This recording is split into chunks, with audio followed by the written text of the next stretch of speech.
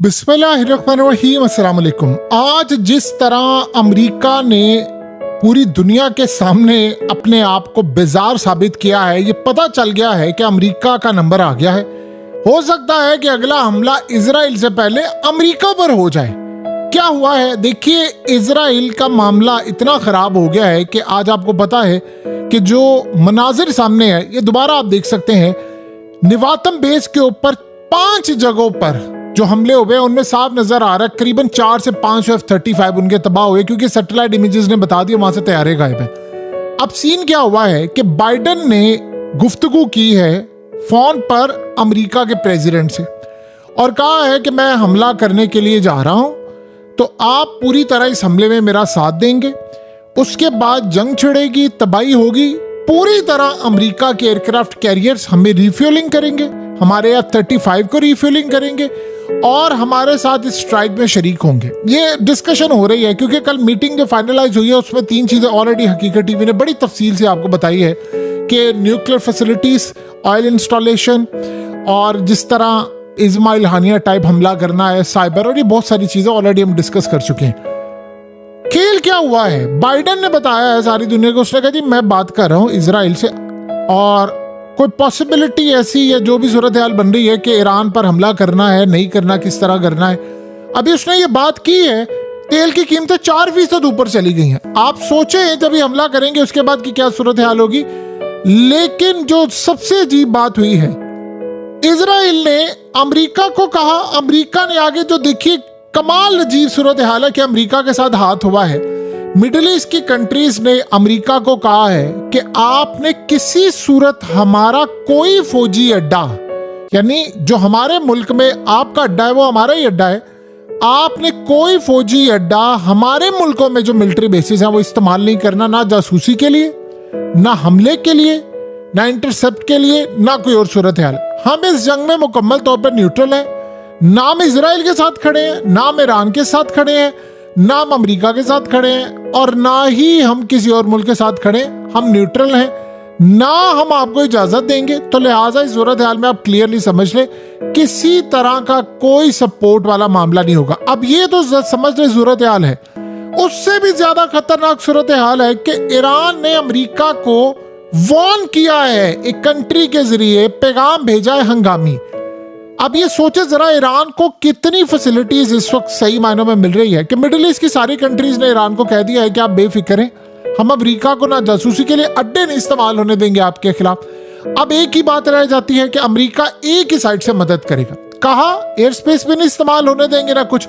अब रहेगी बात सिर्फ और सिर्फ एक चीज और वो है एयरक्राफ्ट कैरियर। ईरान ने पैगाम दिया है कि अगर अमेरिका ने अपना एयरक्राफ्ट कैरियर दिया, हमला अभी छोड़ें, ये तो बड़ी दूर की बात है कि भाई आप हमले में शरीक होंगे, आपके जहाज आएंगे, वो तो बात की बात है।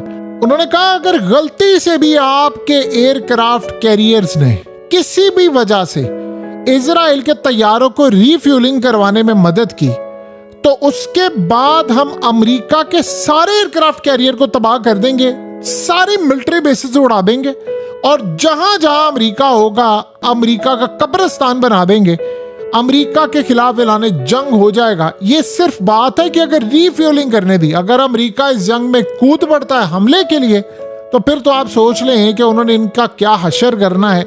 अब आप ये सोचें कि इनडायरेक्टली उन्होंने क्या पैगाम दिया है कि अगर अमेरिका इस जंग में इजराइल का किसी भी तरह साथ देता है तो ये जो मिसाइल हमने मारे हैं 500 के करीब रॉकेट समेत इजराइल पर, इन सब को दुगना करके हम अमेरिका पर मार देंगे। यानी अमेरिका पर डायरेक्टली से मुराद है आपके एयरक्राफ्ट कैरियर्स को तबाह कर देंगे। देखिए जो इनके पास हाइपरसोनिक मिसाइल है, अब वो तो सारी दुनिया को पता चल गया है। जिस तरह उन्होंने इजराइल पर हमला किया था तो अमेरिका ने बताया था ना इजराइल को कि हमला होने के लिए जा रहा है, लेकिन अमेरिका ने खुद भी रोकने की कोशिश की, वो नहीं रोक पाए। तो उन्होंने पैगाम दिया है कि आपके डिफेंस सिस्टम में इतनी ताकत नहीं है कि हमारे हाइपरसोनिक मिसाइल को रोक दे, हम सिर्फ एक ही हमला करेंगे और आप 25 अरब डॉलर्स का नुकसान कर बैठेंगे अपने जहाजों समेत। अब ये जो एयरक्राफ्ट कैरियर्स होते हैं वहां पर अमेरिका के अपने F-35 हैं और अमेरिका के दीगर तैयारे हैं, F-18, F-22 और बहुत सारे दीगर हैं। अगर एक हाइपरसोनिक मिसाइल आकर, समझ ले एक तो नहीं फिर मारा जाएगा, जाहिर सी बात है 4-5 मारे जाएंगे। अब अमेरिका का तो डिफेंस सिस्टम फेल है, जाहिर सी बात है। जब ये ईरान ने भी हालिया हमला किया है तो वो हमला क्या था, उस हमले के अंदर इन्होंने जो मिसाइल और डिफेंस सिस्टम है वो लगाया हुआ था, वो रोक ही नहीं पाया। आप छोड़े उस बात को कि ईरान ने इतने मिसाइल मारे, इन्होंने रोकने की कोशिश की, रुके नहीं है। मारे जरूर है इंटरसेप्ट करने के लिए, वो रुके नहीं है। तो आप जानते हैं कि सारी सूरत हाल में उन्होंने क्या किया है। उन्होंने फिर उसके बाद यानी यमन के जो ड्रोन्स आए हैं उनको भी रोकने की कोशिश की और वो भी नहीं रुके। और आज जिस तरह यमन के ड्रोन्स ने, आप देख सकते हैं, तबाही मचाई है, अमेरिका का सारा निजाम हिलकर रह गया। पिछली दफा इसलिए रुक गए थे कि ईरान ने इनको बताकर इन्फॉर्म किया था, 72 घंटे पहले ये पोजीशन लेकर बैठे थे, क्योंकि पिछली दफा ईरान ने सिर्फ ये बताना था कि भाई हम जंग नहीं चाहते, हमने सिर्फ सिंबॉलिक हमला किया। इस दफा तो अगलों ने F-35 उनके उड़ा दिए हैं, जो सैटेलाइट तस्वीर आई हैं उसने तो बड़ा क्लियर कर दिया है। सो उन्होंने अमेरिका को कहा है कि अगर आपकी जानिब से किसी भी तरह की इजराइल की मदद हुई तो हम मिसाइलों का रुख कर देंगे आपके एयरक्राफ्ट कैरियर की जानिब, और एक होगा हमला और $25 अरब का नुकसान हो जाएगा। अब सोचे, एक तो $25 अरब का है, दूसरा इनके पास है जो 15 से 18 अरब डॉलर्स का है, वो भी उड़ जाएगा। आपको पता है कि रूस और चाइना अगर ईरान को जरूरत हो कल कि भाई 2-4 अरब डॉलर्स दे दें और बदले में वो ये कहें कि ठीक है आप उसके बदले में हमें अमेरिका का एयरक्राफ्ट कैरियर तबाह होता है, तो वो अगर इसके बदले में मांगे तो वो देने को तैयार हो जाएंगे। यानी मिसाल के तौर पर ये जो एयरक्राफ्ट कैरियर्स हैं ये असल में सबसे ज्यादा खतरा है रूस के लिए, ईरान के लिए तो है ही है, लेकिन चाइना के लिए फ्यूचर के अंदर, क्योंकि यहाँ पर देखिए मिलिट्री बेसिस अगर कोई मुल्क नहीं देता या प्रेशर उस पर बढ़ जाता है तो आपने लैंडिंग करवानी है, फिर कहाँ पर करवानी, एयरक्राफ्ट कैरियर के अलावा तो ऑप्शन कोई नहीं, और वो भी लिमिटेड होते हैं, तकरीबन 18 के करीब है अमेरिका के पास अभी। आपने उसमें से 2 उड़ा दिए तो ये तो वो चीज है कि जो वंस इन जनरेशन बनाई जाती है, यानी ये ऐसा नहीं है कि सुबह आपने बना लिया। तो अगर चाइना को ये पता चले कि जी अमेरिका का एयरक्राफ्ट कैरियर ईरान ने तबाह कर दिया और उसके बदले में ईरान पर हमला हो गया और उसका नुकसान हुआ, तो वो हो सकता है $4-5 अरब मुफ्त में ही दे देंगे दोनों मुल्क के, भैया आपने वो काम कर दिया जिससे हमारा फायदा हो गया। तो सोचिए एयरक्राफ्ट कैरियर की तबाही की इतनी अहमियत है। अब अमेरिका ने काम क्या किया है, बाइडन ने कहा है, इसके बाद आज ख्याल ये किया जा रहा था कि आयतुल्लाह ने, आपको पता है कि उन्होंने नमाज जुमा पढ़ाना है, तो उससे पहले ख्याल ये किया जा रहा था कि हमला कर दें। तो बाइडन ने आकर कहा नहीं नहीं नहीं, मैंने बात की है नेतन्याहू से और फलाना, आज तो हमला नहीं हो पा रहा। इन्होंने असल में कहा कि हम आपको रिपोर्ट देते हैं पूछ कर कि मिडिल ईस्ट की सूरत हाल क्या। सारी कंट्रीज ने मना कर दिया, एक ही ऑप्शन थी एयरक्राफ्ट कैरियर, तो ईरान ने कह दिया कि आप रीफ्यूलिंग करवाएं, हम हमले तो बड़ी दूर की बात, आप रीफ्यूलिंग करवाएं, उसके बाद देखिए हम आपका एयरक्राफ्ट कैरियर उड़ा देंगे। 2 एयरक्राफ्ट कैरियर हमने तबाह करने, हमारे हाइपरसोनिक मिसाइल ने आपका हमारा ज्यादा से ज्यादा भी कॉस्ट अगर आएगी ज्यादा से ज्यादा भी तो $80 मिलियन आ जाएगी। आप अपना ख्याल करें, आपका बैठे बिठाए हम कोई $40 अरब का नुकसान कर देंगे एयरक्राफ्ट कैरियर्स को तबाह करके, उस पर जहाज और ये सारी चीजें, तो पैरों तले तो जमीन तो जाहिर सी बात है निकलनी है। अब अमेरिका को ये बात समझ नहीं आ रही कि उधर से इजराइल का प्रेशर आ रहा है बड़ा ज्यादा, ऊपर से इजराइल ये प्लान कर रहा है कि एक बी ऑप्शन उनके पास है कि अगर इन्होंने हमला ना करने दिया, मिसाल के तौर पर अमेरिका की सपोर्ट नहीं मिलती और मिडिल ईस्ट की कंट्रीज ने बर वक्त इस वक्त फैसला किया कि भाई हम न्यूट्रल होने का, ना तो कोई रिफ्यूलिंग करने देंगे ना कोई मिलिट्री बेस फैलाना।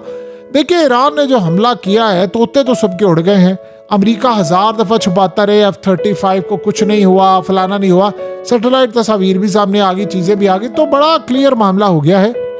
तो अभी सारी सूरत हाल में एक चीज तो बहुत ज्यादा क्लियर हो गई है कि इजराइल को लेने के देने पड़ गए। अब सोचा इन्होंने ये है कि अगर ये मामला नहीं होता तो फिर हम इस्माइल हानिया वाला काम करेंगे और उसमें आयतुल्लाह अली खामनाई जिम्मेदार होंगे। देखिए 2 चीजें ज़हन में रखिए, अल्लाह करे ऐसा ना हो और ये कामयाब ना हो। अगर किसी वजह से आयतुल्लाह अली खामनाई को कुछ होता है तो ईरान की अवाम ने अपने जर्नैलों के गिरेबान फाड़ देने हैं, ये आप ज़हन में रखिएगा, क्योंकि इस दफा उन्होंने बर्दाश्त नहीं करना। उन्होंने ये नहीं कह रहा कि भाई फलाना हमें बाहर से ऐसा, उसने कह रहा तुम लोग अंदर शामिल हो मुखबरी करने वाले, तो ये सूरत हाल फिर ईरान के कंट्रोल से बाहर हो जाएगी। क्योंकि इस वक्त आयतुल्लाह ने जो हमले का ऑर्डर दिया है, इस वक्त उनकी जो पॉपुलैरिटी है ईरान के अंदर, एक बहुत बड़ा तबका है जो उनको पसंद नहीं करता, ये बात ज़हन में रखिएगा। और वो बिल्कुल उनको पसंद नहीं करता, लेकिन वो भी इस हमले के बाद इनके साथ खड़े हुए हैं। सो इनकी सपोर्ट है। आप सोचिए, हसन नसरुल्लाह ने जो अपनी आखिरी विल थी उसमें ये बात बड़ी क्लियरली कही थी कि मेरे बाद ऑर्डर जिसका मानना है वो आयतुल्लाह का मानना है। सो लिहाजा इस सूरत हाल में अगर उनको कुछ होता है तो वो जाहिर सी बात है इनको छोड़ेंगे तो नहीं कि वो काम करे, फिर तो जंग और बहुत बड़ी लड़ाई है। लेकिन इस सारे मामले पर बाकियों को भी, वो जर्नैलों को भी नहीं छोड़ेंगे कि भाई सिक्योरिटी में कोई कंप्रोमाइज ना हो। तो आप ये सोचें कि इस वक्त जो मामला है, इजराइल प्लान कर रहा है कि अगर ये ना हो तो हमको अंदर से स्ट्राइक कर ले, और वो भी इस दफा आसान नहीं है। बहरहाल इस दफा का जो ईरान का हमला था वो बहुत बड़ा हमला था। वो हमला सदियों में एक दफा होता है, ये हमले रोज रोज नहीं होते। बहरहाल ईरान ने बाजी पलटी है, इसीलिए मिडिल ईस्ट का भी आपने पॉजिटिव रवैया देख लिया है। सो अब अमेरिका की सूरत हाल देखेंगे क्या बनती है और इजराइल की क्या बनती है।